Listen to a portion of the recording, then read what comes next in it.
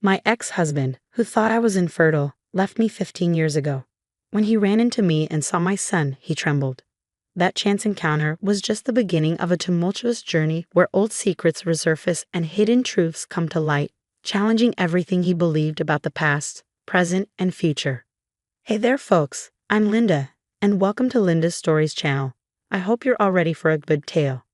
So, picture this. It's a sunny afternoon, and there's Catherine sitting by herself at a restaurant table by the window. She's gazing outside, enjoying the lovely day, waiting for the waiter to bring her lunch. Little did she know, a surprising encounter was just around the corner. As Catherine headed to the bathroom, she accidentally bumped into a boy walking down the hallway. She said sorry right away, but when she glanced at the man with the boy, she was shocked to see someone from her past. It was Michelle, Catherine's ex-husband, whom she hadn't seen in 15 years since they divorced. Feeling a bit surprised by the unexpected meeting, Catherine felt a mix of surprise and discomfort as he came closer. However, she stayed composed and greeted him politely. Michelle and Catherine had always dreamed of having children. From the start of their marriage, they tried hard to make that dream come true, but it just didn't happen. Years passed, and they still couldn't conceive. Catherine started to worry that something might be wrong and suggested they see a doctor together to figure it out and maybe try some treatments. But Michelle, being stubborn, refused to go. He came from a big family and thought the problem must be with Catherine, considering his own family's fertility history compared to hers, as she was an only child. Using their family backgrounds as evidence, he started blaming her for being infertile, which only made things worse between them. Eventually, their frustrations and misunderstandings grew so much that they ended up getting divorced. Despite the scars from their past, Catherine decided to greet Michelle politely, recognizing that time had passed since they last met. However, her warm attitude was met with coldness and disdain from Michelle. "Are you alone?" "Still single, I see," he said arrogantly, his eyes reflecting superiority and indifference towards Catherine. With a gesture implying his supposed superiority, he introduced the young man beside him. "This is my son, Austin," he announced proudly, as if it were a personal accomplishment. "He's a real genius, just like my new wife, Sophie," he added, nodding towards a woman at another table, a hint of pride in his voice as he talked about his new family. Catherine was astonished by Michelle's arrogance. She had hoped that after so many years, things might have changed between them, but his behavior showed otherwise. It was clear that he was still as proud as ever. However, little did Michelle know, something was about to happen that would shake up his entire family's destiny and change the course of his own history forever. As they talked, a tall and caring young boy approached Catherine. Seeing the concern on her face, the boy, with a protective instinct, asked, "Is everything all right, Mom?" Catherine's face lit up at the sight of her son, and she replied warmly, "Yes, everything's fine, my dear. I'm happy you're here. I ran into someone from the past while waiting for you." She gave her son a loving kiss on the cheek, appreciating his care. "I want you to meet my son, Michelle," Catherine continued, smiling as she noticed the surprise on Michelle's face. "This is Nathan." Michelle couldn't conceal his surprise upon discovering that Catherine had a son. His eyes widened, reflecting a whirlwind of thoughts as he realized the boy was already a teenager, about 15 years old. Before Michelle could say anything, the waiter arrived with Catherine's lunch, breaking the moment. Taking advantage of the interruption, Catherine excused herself and joined her son, leaving Michelle lost in his thoughts. Returning to his table with his son and wife, Michelle appeared distant, his mind elsewhere. While Sophie and Austin enjoyed their meals, Michelle seemed preoccupied, his thoughts consumed by a single idea. Could Nathan be his son? Was it possible that Catherine was pregnant when they separated and never told him? But why would she keep it a secret? These questions consumed Michelle, overshadowing his ability to enjoy the present moment. Before he could find answers, Sophie's voice broke through his thoughts, snapping him back to reality. As days passed, Michelle couldn't shake the issue from his mind. He dreaded facing the truth that haunted him. How would Sophie react to learning he had a child from his past marriage? And what about Austin? How would he feel discovering he had an older brother? The idea of confronting Catherine, fearing she might demand financial support, only added to his anxiety. Despite the swirling uncertainties and doubts in his mind, Michelle couldn't ignore the overwhelming curiosity pushing him to uncover the truth. How could this be possible? Michel questioned himself relentlessly. He was convinced that Catherine was unable to have children, especially after years of failed attempts to conceive together. Michel's experience with Sophie had been vastly different. A few years after his divorce, he met Sophie, and she soon became pregnant with Austin. Upon hearing the news, they swiftly decided to marry, embarking on a new life together. These contrasting circumstances only deepened Michel's doubts and confusion about the possibility of Nathan being his son. Michel found himself caught in a profound internal struggle.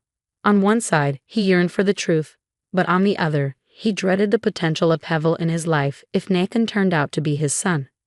His pride urged him to maintain the facade of a perfect family with Sophie and Austin, convincing himself that Nathan and Catherine's reappearance would only bring chaos and disruption. Yet, Catherine's persistent silence on the matter intrigued him further. Why would she keep Nathan a secret from him?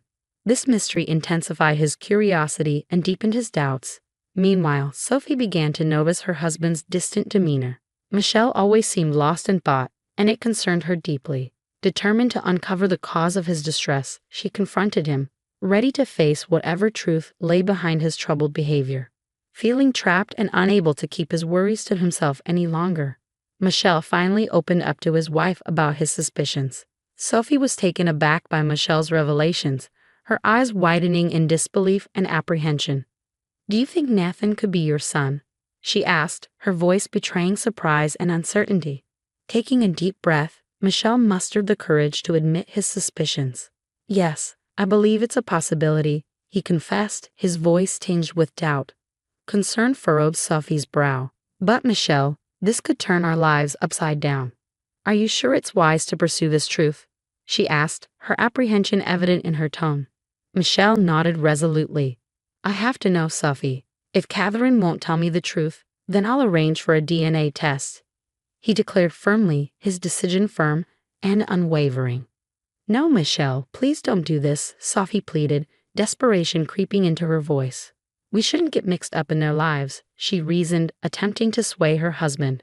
"Let's just leave the past where it belongs and focus on our future."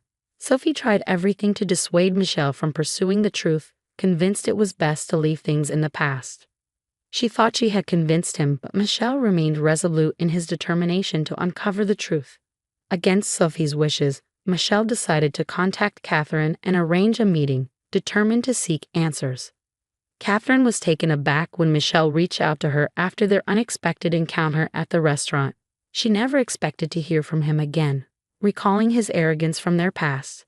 Initially hesitant, she declined his invitation. However, Michel's persistence eventually persuaded her to agree, albeit reluctantly. "Catherine, there's something important we need to discuss," Michel began, sounding unsure. "It's been weighing on my mind since our meeting at the restaurant. I've been thinking about it a lot lately, and I need to know the truth," he asserted firmly. "What's this about? What do you mean?" Catherine asked, puzzled. "You know exactly what I'm referring to," Michel snapped back. "I'm talking about Nathan. If he's my son, I deserve to know," he declared emphatically. "Oh, so that's why you were so surprised at the restaurant," Catherine chuckled, putting the pieces together. "What's so funny?" Michel demanded. "I deserve to know the truth." "No, Nathan isn't yours," Catherine affirmed, frustrated by Michel's insistence. Unsatisfied, Michel pressed on. "Then whose son is he?" he demanded. "You, a single mom with a 15-year-old son. He has to be mine. I just don't understand how that's possible. You were infertile." "You always jump to conclusions," Catherine shot back, annoyed by Michel's accusations. "Nathan isn't yours. I've already told you he's Gregory's son, my husband's." Michel was taken aback, and Catherine clarified, "Nathan isn't 15.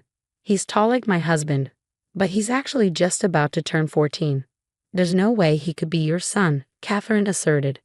"After our divorce, I went to see a doctor to figure out why I couldn't conceive and maybe explore treatment options," she explained. "But the doctor told me there was nothing wrong. I was perfectly healthy and capable of getting pregnant.